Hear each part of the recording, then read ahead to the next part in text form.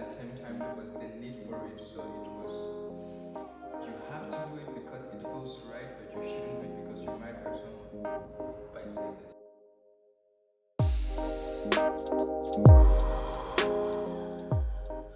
Be relaxing. Okay, can start now. So, hi, welcome to the second part of this episode. I'm still here with Jerry Helle, 22 years old, an amazing artist, living and working in Cologne, Germany right now. And he is about to give us some insights about his technique, his artworks, his ideas, his thoughts about the paintings, or exactly this painting and two other paintings that you can see, one in the back and the other one I'm gonna be showing to you immediately. So let's jump in. Jerry, I'll pass you the mic and you just start by giving us the name and then walking us through this piece of artwork. So this piece of work is called La vie je l'avais sans toi. Again? La vie je l'avais sans toi is the Okay. art piece. In English, please. Interesting enough, yeah, I was gonna get that. Interesting enough, actually, I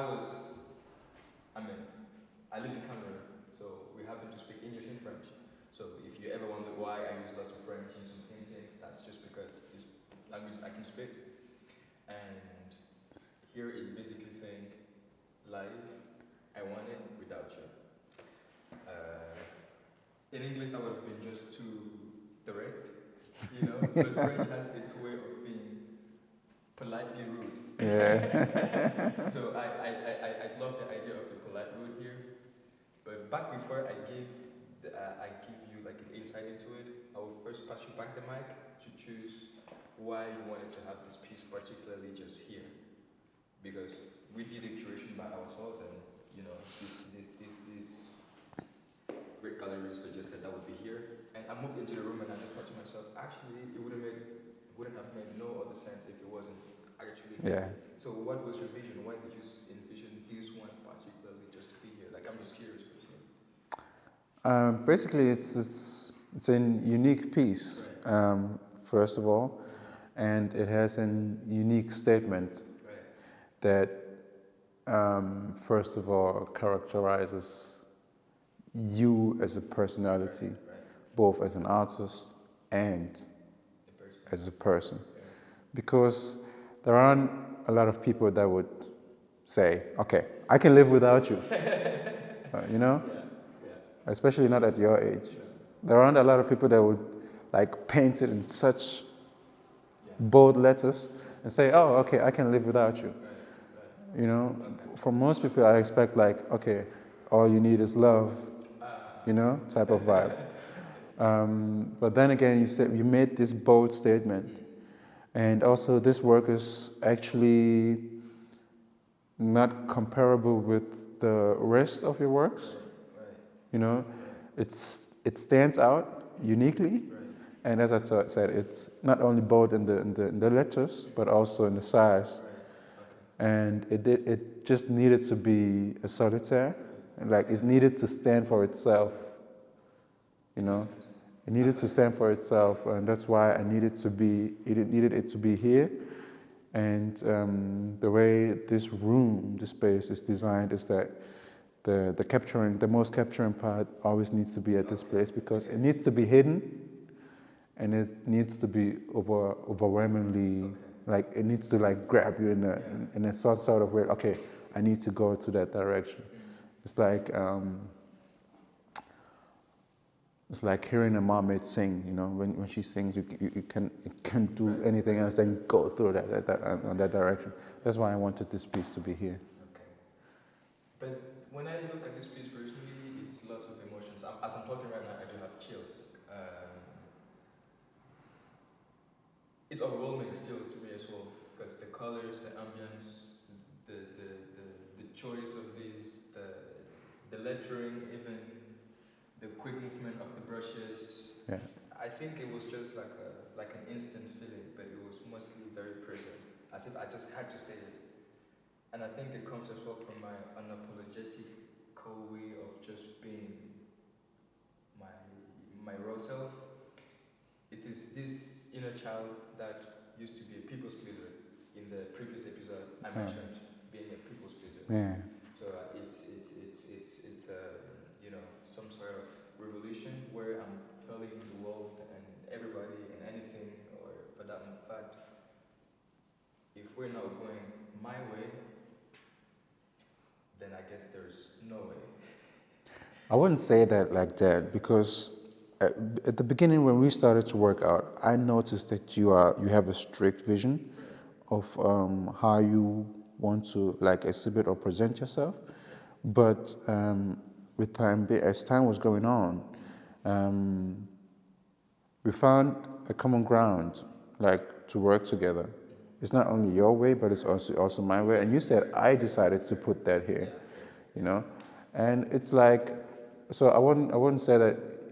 I mean, you have to have it somehow your way, or the way that is presented to you must fit to the energy that you basically are. I think So you said it best. yeah.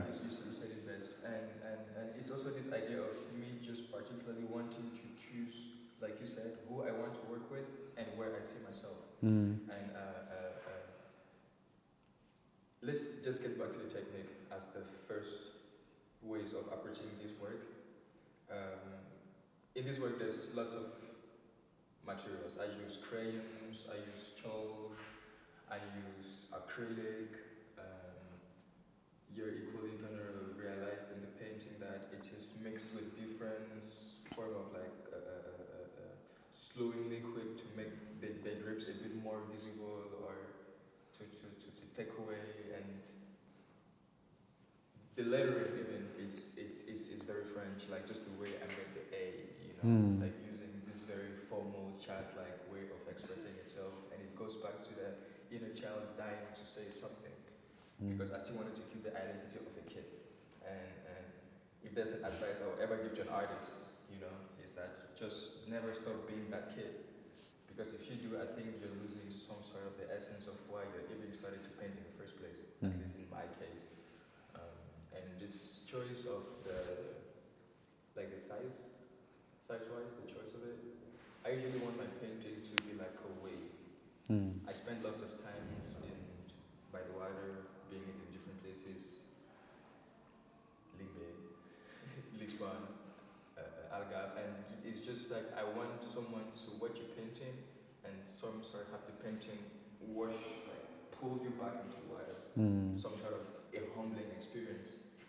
And I think from the feedback I've had yesterday at the vernissage, I think I would say I succeeded with this work, particularly to you know, have that whole experience. Plus, I wanted people to, in fact, pay attention to every single detail of the painting, because I feel like bigger works, you think you've finished watching, but when you come back a second time, there's something that you've missed out previously. And I might say this, and this is very interesting, but I myself sometimes get to look at my works and I realize there's something that I didn't see earlier when I was painting, because everything is intuitive. So I don't even realize what I did. My brain wanted it. I also had a convo with a special friend who told me, Jerry, I have the feeling that your brain is faster than your mouth. And I think this is basically what I do with my painting. So my hands are faster than what my brain is thinking. Then when I realize that I did something, my brain gets it back. Okay. I somehow get the mood that you're in when you're painting. It's like, okay, thinking back and forth, thinking back and forth, thinking back and forth. So, tell us more about your inner self. You was sorry, I interrupted you. You was about to say, but continue on exactly that. How do you feel while doing this? I mean, because I'm saying this because there is no perfection in this painting. Exactly. It's totally gone, but it's totally chaotic. But it's also perfect in itself because you don't feel like there's something missing, and you don't feel like you could take something away. You know. So tell us, what emotional state were you in when you were painting this image? Usually when I paint, I do not have the emotion until I reach the point where the emotion just blocks. Yeah. It's weird. I paint, I'm enjoying the process. It feels super good. Then, for some reason, I get triggered by something in the painting, in my own work. I get triggered by my own work. Mm-hmm. And in this one particularly, I was very anxious. There was lots of anxiety in this work because back to this wanting to please people, I wanted to not be this loud, but at the same time there was the need for it. So it was, you have to do it because it feels right, but you shouldn't do it because you might hurt someone by saying this. And I had lots of questions with this painting. Who is it about? Who hurt you? Who are you asking to move out? So I also felt very vulnerable with this piece, in fact. But I guess if I want to be truthful to myself, then I have to be truthful to everyone else around me. So basically, it's the honesty. And you also said something very interesting with the chaos. At the same time, it is chaotic, but it is, like you said, there's also nothing to take away. And it gets back to what I said again in the first episode, which is there's this idea of me having order in this other. Because that's how I work, you know.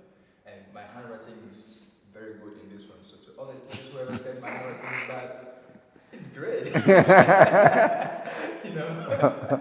Because I was always in class and teachers always like used to take my exam paper and just cancel it out. I can't read what you wrote. Really? That's how I used to like go through school. Yeah. So school was horrible for you? Yes. Oh, nice. Yes. And I felt like, you know, pursuing art would be, in a sense, not having anybody to give me an opinion on if I was right or wrong. I would just have to do me. And that's basically why I think even choosing the path life makes more sense to me. And try, fail, learn. But school teaches me learn, exam, then fail. I think I prefer to be taught. I mean, like my teaching, I prefer to have it through life than through school, if it makes sense in that aspect. Yeah. Beautifully said. So we're going to move on to the next painting. Be excited, and we're going to just do a little bit of like change the scene, change the setting, and stay tuned for the next painting. You'll be surprised. So see you in a bit. You want to hang up for this work?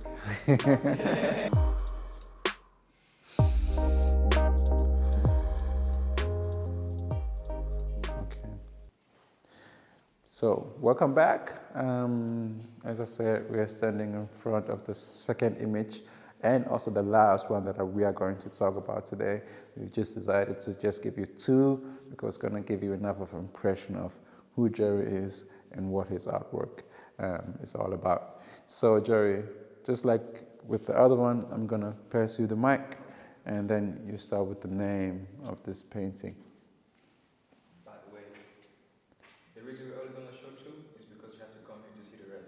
Yeah, truly, of course, right? There's no other reason. Two is a lot. Yeah. I actually had to negotiate to make two. Yeah. But you have this one. Yeah. This one is called The Black Swan. Moment of silence, The Black Swan. This piece in particular is clearly, I would say, a representation of myself as a person. You asked me earlier how I see myself as a person. Yes, of course, there's water. But if I was to choose a bird, that would be a swan. Interesting enough, this bird is very majestic. It has its beauty, the feathers, super longer, and it's not in comparison with the white ones because yesterday I had a very quick talk with a guest who asked me, why not the white swan? So I said, if I put a white swan, how will it look on this piece? She honestly said, it wouldn't look as great. I said, okay. That's the whole point. Why am I saying this? It's because I think, as a black person, in this world I live in, if this was a world, then it would make sense to have this black in it, because somehow, someone is a representation of who we are as people. And I do not think that the world functions without us. We're not the sun, of course not, but I do believe that there's an essence in it's even deeper than me because it's stronger than me even. Like most of the time when I'm asked like today, describe your work, I'm just thinking, I'm not even painting for me. I'm painting for the number of great-great-grandparents that I've never known, never heard about, and I'm telling their stories too, in a sense. And I'm even talking to the kids tomorrow. And if I'm just to bring it to my current life situation, I have so many kids from Cameroon who reach out to me and say, hey brother, because you're doing this, I'm painting too, I'm designing too, I am a musician now. Then I realized that it's some sort of paving a way, giving people visibility, saying, hey, if I can do it, if I can be as present as I am in this work, then so can you be as well. So I think it's a beautiful reminder to Black people that life is beautiful. Life has always been beautiful for us. We're not just going to talk about the sad part of it because there's lots of beauty with us. Yeah, well, life has not always been beautiful for us. Yes, but that's the other beauty, is that we have made it beautiful for ourselves, even though life hasn't been beautiful for us or towards us. And that's the beauty to me. Again, yesterday was a room very full with Black people. I think that was very beautiful. That again was a beautiful reminder of who we are as people, and why even being in aaimba would make more sense for me in the future, even because it's like we discussed privately. It's just a beautiful space to be intimate and to be honest with the art and ourselves. And with this work, really, it's back with the fast movement because my brain again has the same effects with every single painting where I want to be fast and I want to be slow. But this painting took me a while to paint because I first started off with just painting black, like it was totally black everywhere. Then I just started to single out spaces, so I started putting some white here to cancel out, and that's how it came to play. So it wasn't something that I just started to do and just doing this one first, but it was all black. Then I chose to say, okay, because I remember for me when people always ask me, why do you do abstract art? And I'm like, I love the beauty of elimination. There is some sort of creation when there's elimination. And I think that's basically what I was trying to achieve with this work in particular. So if there's a world that's full, how beautiful does it look when you remove certain things? Back to the minimalism approach of how to do art. And that's how the Black Swan basically came to life. You know, that's why this piece.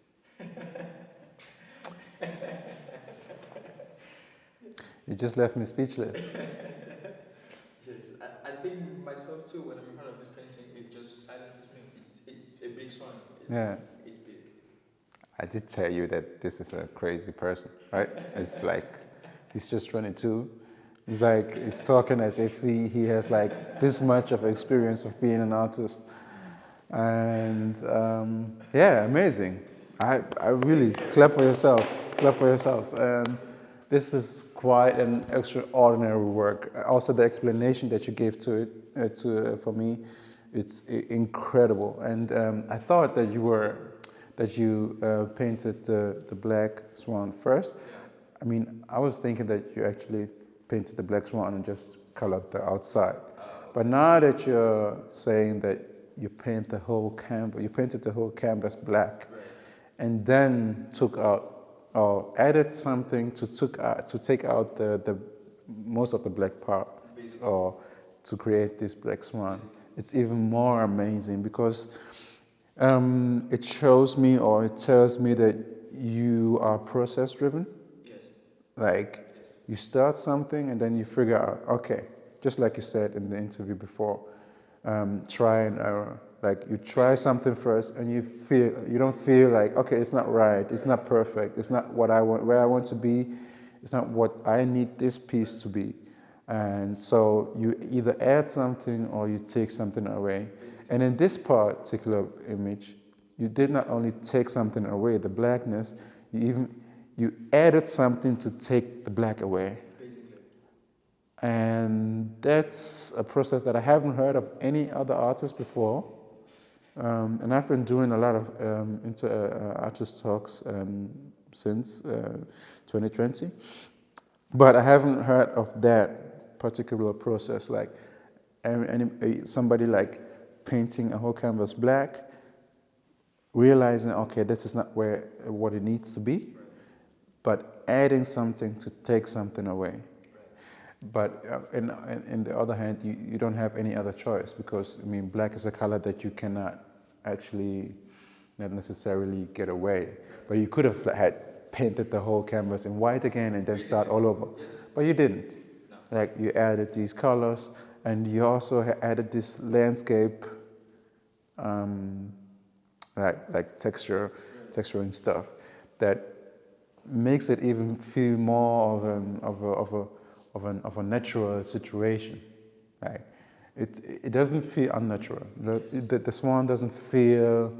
It feels like it's just about to like take off or to land or just shake itself off. You know, one of these situations. If you pay attention, this is the majestic positioning of the swan in general. Yeah. When you're just that was a camera,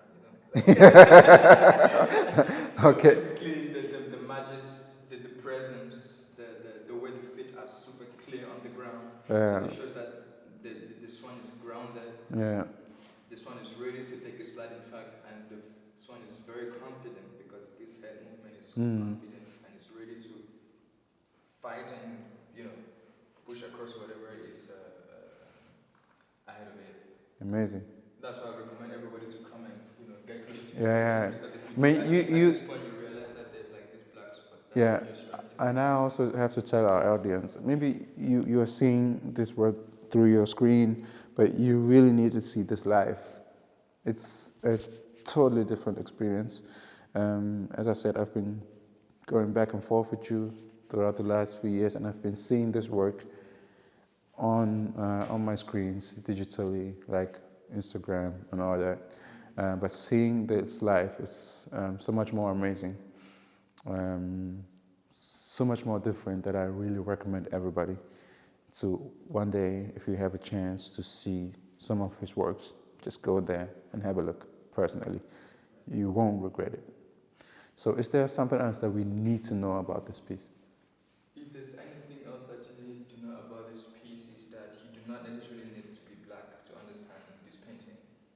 I had a solo show in September, and I think one interesting conversation I've ever had was with this very beautiful 60-year-old lady. She's very German, and to me, when I'm painting this piece, I'm seeing a young black person getting somewhere. And I'm having a 60-year-old German lady telling me she sees herself as the swan as well. That got me thinking, in a sense, that therefore it doesn't mean that it's deeper than just it being a black swan. I mean, go home, make your researches, read a bit more about the black swans, then you can leave in the comments what you've learned about the black swan. And I'd love again to get back with an interview to give you an answer or just converse with why, in fact, the black swan is an important symbol. But before I will just end this convo, there's more white swans than there are black swans. So just figure out why, in fact, that's the case. But the animal kingdom has a problem too. Birds have problems too. And so pretty much thank you so much for having me today. Oh, you're ending the conversation. Are we done now? That's what I had to do. He's taking my sentences, right? Like, bro. That's me. It's me ending the conversation, not you. Chill. Anyway, I know who you are and I know what you are. So it's all love. It's all love. You know. Thank you. So let's do it like this. Finally, there's one thing that I need to correct you about. Basically, this is not about being black or white. Totally not. I see myself, and I see also this person as a cosmopolitan personality. We are children of this planet. We are children of this world, and therefore we are here to share our talents, our experiences with everybody. Like, aaimba is not only solely for black people. It's for the world. It's for us. it's a legacy that I personally would like to leave behind and inspire people from all cultures, from all countries, from everywhere on this planet. So basically, and I don't believe that being black will harm you on your path. You will have a struggle, but we all have struggles to make it to the next, let's say, goal or achievement, whatever you want to achieve in your life. So basically, I just wanted to correct him on that. Aaimba is not solely for black people, but I'm black and I like to work with black people and I love my people. So I also like to work with my people. So I cannot say that. Yes. So, but it's basically everybody's welcome and everybody's is going to get a hug once they are here. So with that, I want to end the conversation. Thank you very much, Jerry. Yeah? It was amazing. Thank you. It was amazing talking to you. Thank you for doing these pieces of works. Thank you for your confidence also to be able to go out to the world and really say the word, I'm here and I'm not leaving. I came to stay. Yeah? And please stay. You have a huge talent. So with that being said, thank you very much for watching this episode with Jerry Helle. Follow him. He's going to do great stuff. Not even with me alone, but also with other galleries as well, I bet you. And leave a comment on this conversation. What do you think about Jerry's work? What do you think about the whole thing that we are doing here, about the conversations? Leave a comment. How would you improve what we are doing? Am I doing something wrong? Just give us some ideas that we can work with in order to make it even more exciting experience for you to witness. So leave a comment, subscribe to our channel, and of course leave a like. Yeah, thank you very much. Watch out for the next episode with the next artist is also going to be very great. And stay tuned with us. Bye-bye. Jerry, thank you. Amazing. But that's just because we've had 10,000 comments. Yeah. You did it.